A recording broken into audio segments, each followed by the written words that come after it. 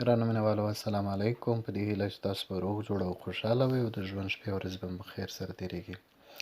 ګرانو مینوالو د ښه ژوند لپاره درته نن یو ځل بیا یوه ښکلې ویډیو تیاروو. هیله ده چې له دې ویډیو څخه تاسو استفاده وکړئ او په خپل ژوند کې ترې ګټه واخلئ.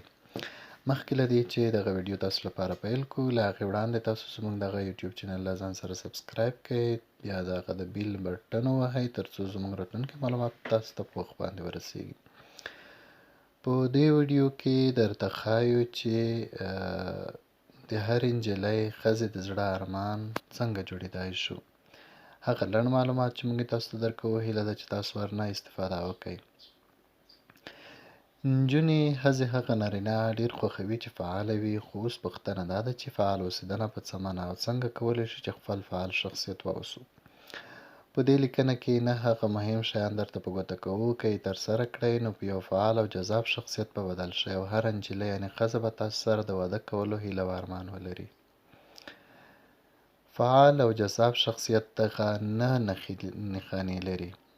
اول، فعال خلک له انټرنیټ نه بده استفاده نه کوي. ټولنیزې رسنۍ په ډېر فکر او تدبیر سره کاروي. هسې خپل وخت په بې ځایه بحثونو او ویډیوګانو نه تېروي، بلکې په ډېر منظم ډول سره ترې استفاده کوي. دویم، فعال خلک رښتیني او خوشبین وي. هغوی له بدبینۍ ځینې ځان ساتي، هیڅکله بې ځایه یعنې منفي فکرونه نه کوي. دریم، هغه خلک چې نجونې یعنې ښځې یې فعاله بولو، هغوی ورزش کوي او په همدې سره د لا نور ابتکار او فعاله اوسېدو لپاره ځان چمتو کوي. څلورم، فعال خلک هغه څه خوري چې صحت او د مخ پوسته ښکلا لري او بې ځایه او له حده ډېر خوراک نه کوي. پنځم، فعال خلک بشپړ خوب کوي. په داسې ځای کې هره شپه 8 ساعته ارام خوب کوي، ځکه بشپړ او ارام خوب د انسان فزیکي او رواني روغتیا ته ډېره زیاته ګټه رسوي.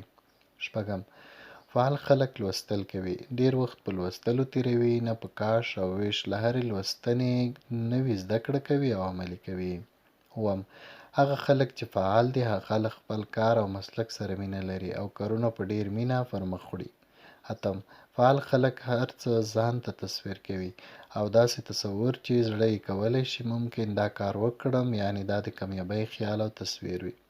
نهم، فعال خلک ډېر خو مناسب کار کوي. هغوی نه ستړي کېږي، د اهدافو لپاره ستړیا ته نه ګوري. کار کوي خو ځان او ټولنیز ژوند ته هم پام کوي.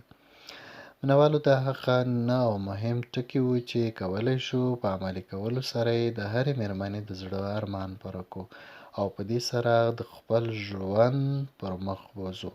مینوالو، که ویډیو مو خوښه شوې وي نو دغه معلومات ستاسو لپاره ګټور وي. تاسو په مهربانۍ سره زموږ دغه ویډیو لایک او شیر کړئ تر څو نور خلک مو نه هم استفاده وکړي، او زموږ دغه چینل له ځان سره سبسکرایب کړئ تر څو زموږ نور معلومات هم تاسو ته په وخت باندې ورسیږي.